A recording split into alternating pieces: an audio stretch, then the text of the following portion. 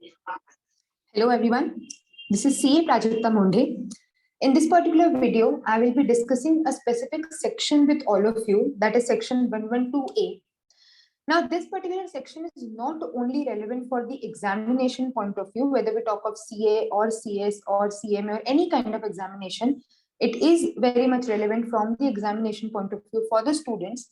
Along with this particular section is also very much relevant for our personal and professional purposes, because the section deals with tax on long-term gain on transfer of certain assets. And as we know that since last years हम देख सकते हैं कि mutual funds में, shares में dealing काफी हद तक बढ़ा है. लोग काफी सारी मतलब हम लोग देख सकते हैं there are many people who are investing nowadays in shares, securities, mutual funds. And obviously जब हम इन इन्वेस्टमेंट्स को सेल करते हैं देन इट जनरेट्स इनकम, और हमारे दिमाग में एक सवाल आता है कि अब इस इनकम पर हमें टैक्स कैसे लगाना रहेगा, या हमारे ऊपर टैक्सेबिलिटी के क्या प्रोविजंस एप्लीकेबल रहेंगे.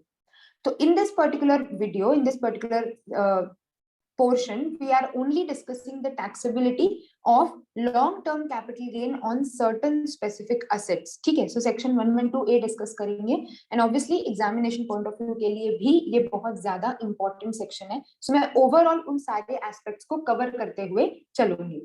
Now, first of all, जब हम बात करते हैं certain assets, तो कौन सी assets को बेचने पर ये tax लग रहा है?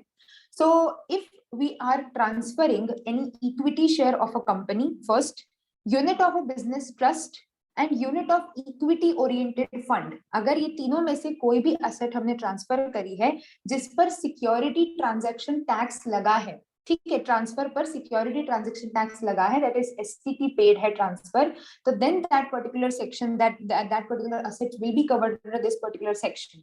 In case of equity share of a company, STT is to be paid both at the time of acquisition and transfer of shares. ठीक है, मतलब हमने जब शेयर्स खरीदे तब उस पे भी STT लगा था, और जब बेच रहे हैं तभी भी STT पे कर रहे हैं, then it will be covered under this section. तो इन तीनों में से कोई भी एक asset अगर हम बेचते हैं, then we are supposed to calculate tax under this section 112A at the rate 10% on the gains exceeding rupees 1 lakh. 1 lakh के ऊपर जितना गेन होगा, अगर सपोज मुझे 1.5 लाख का गेन हुआ है तो 1 लाख तक कोई टैक्स नहीं है.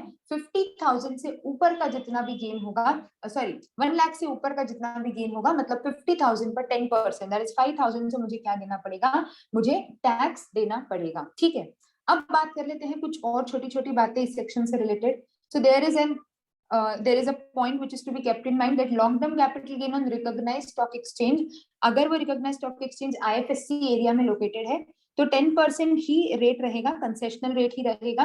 रिसीवेबल भले ही से आपका एसटीटी नहीं भी चार्ज हुआ है तो भी आप पे कंसेशनल रेट एप्लीकेबल रहेगा, where the consideration is received और रिसीवेबल इन फॉरेन करेंसी. ठीक है, so this is an exception basically to the rule कि एसटीटी नहीं भी लगा है तो भी कंसेशनल रेट ऑफ 10% आपको मिलेगा. अपार्ट फ्रॉम दैट, आपकी जो स्लैब रेट है, आपकी जो नॉर्मल इनकम है, वो 30% से टैक्स हो रही है, 20% से टैक्स हो रही है, 10% से टैक्स हो रही है, 5% से टैक्स हो रही है, जिस भी परसेंटेज से आपकी रेगुलर इनकम टैक्स हो रही है, it will make no difference. आपको इस हेड में 10% से टैक्स देना है, वो भी गेन्स जो 1 लाख से एक्सीड कर रहे हैं उतने गेन्स पर, if you are covered under this particular section. ठीक है, अब क्या एडिशनल कंडीशंस हमारे ऊपर एप्लीकेबल रहेंगी? तो सबसे पहला, that if the case is of a resident individual or HUF, अगर एग्जाम में आपको जो क्वेश्चन दिया है वो रेसिडेंट इंडिविजुअल या HUF का केस है, तो you are also given one more benefit to use the unexhausted basic exemption limit. मतलब क्या कि सपोज हम सब जानते हैं इंडिविजुअल्स को, एचएफ को बेसिक एग्जेम्पशन लिमिट मिलता है that up to 2,50,000, 3 lakh, 5 lakh depending on the age. शुरुआत के 2.5 लाख तक आपको कोई टैक्स देने की जरूरत नहीं होती है ना. तो अब सपोज करें कि कोई रेसिडेंट इंडिविजुअल है,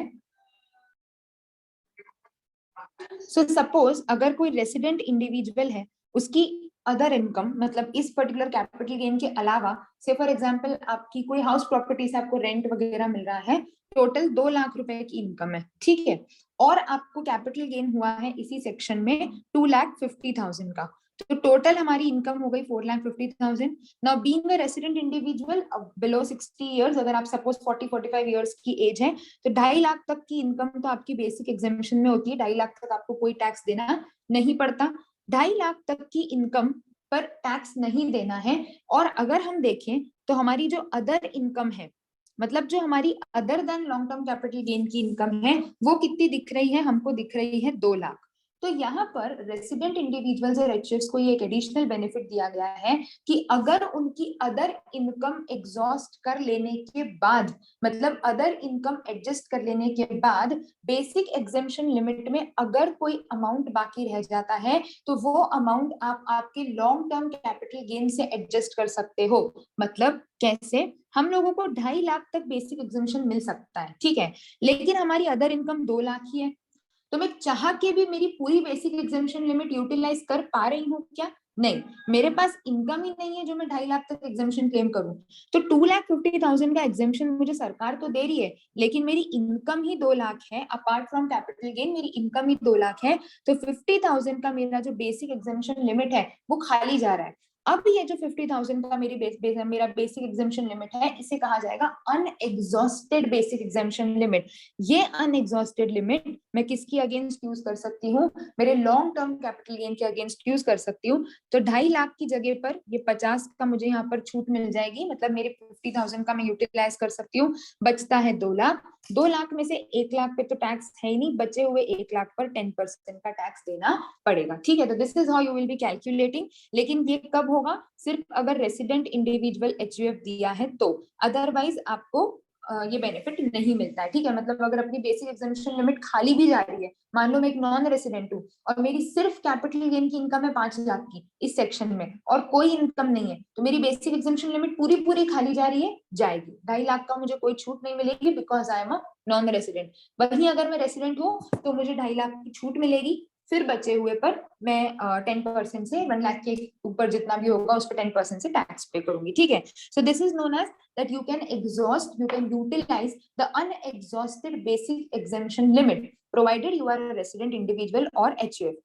दूसरी, चैप्टर 6 से रिडक्शंस इस इनकम में से आपको नहीं मिलते हैं। तो जब आप फुल फ्लेजेड क्वेश्चन सॉल्व करते हो, जो फर्स्ट क्वेश्चन आप लोगों का आता है पूरा मैंडेटरी में होता है, जो normally if I talk of CA students, apart from that भी आप कोई से भी स्ट्रीम में पढ़ रहे हैं अभी, नॉर्मली जो आपको एक फुल फ्लेजेड क्वेश्चन दिया जाता है कि आपको पहले इनकम निकालनी है, फिर डिडक्शंस करने हैं, फिर इनकम आई फाइनल, फिर उस पर टैक्स निकालना है, तब आपको सबसे पहले ये चीज ध्यान रखनी है कि जो चैप्टर 6 ए डिडक्शंस हैं, कि आपके एटीसी, एटीडी, एटीई, ये जो सारे डिडक्शंस हैं, ये आपको इस पर्टिकुलर इनकम में से नहीं मिलेंगे। तो अगर सपोज मेरी इनकम 10 लाख है टोटल, जिसमें से 112A की इनकम है 6 लाख और अदर इनकम है 4 लाख, तो मैं मैक्सिमम चैप्टर 6A की डिडक्शन सिर्फ कितने ले सकती हूँ? 4 लाख तक ले सकती हूँ। इस 6 लाख के अगेंस्ट मुझे एटीसी, एटीडी के डिडक्शंस नहीं मिलेंगे, ठीक है। तो ये चीज हमें स्पेसिफिकली ध्यान रखनी है क्वेश्चन सॉल्व करते समय, दैट इस इनकम पर आपको टैक्स देना ही है, डिडक्शन आप क्लेम नहीं कर सकते हो। लास्टली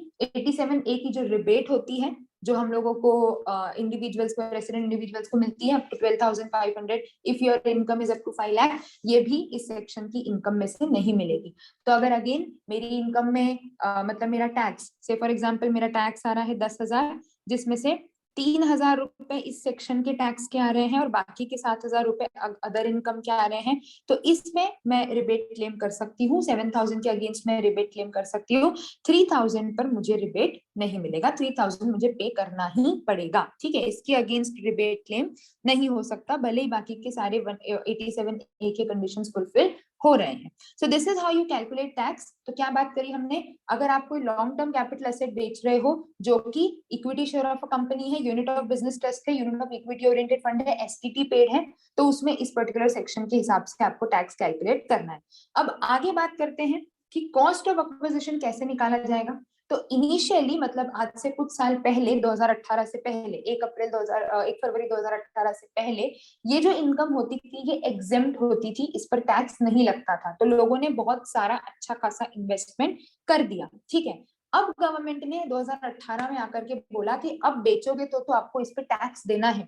तो असेसीज का नुकसान ना हो जाए, असेसी का जो अभी तक का अक्यूमुलेटेड गेन है उस पर टैक्स ना लगे, इसीलिए इन असेट्स को अगर आप बेच अभी रहे हो लेकिन आपने खरीदा फरवरी 2018 से पहले है, मतलब सपोज मैं शेयर्स की बात कर लूं, मान लो मैंने किसी कंपनी के शेयर्स खरीद के रखे थे, ठीक है, एसपीपी पेड मैंने खरीद के रखे थे, अब मैंने खरीद के रखा, 2018 में प्रोविजन चेंज हो गया और जब मैं बेचने गई तब ये शेयर्स टैक्सेबिलिटी में आ गए, पहले एग्जाम थे अब टैक्सेबल हो गए।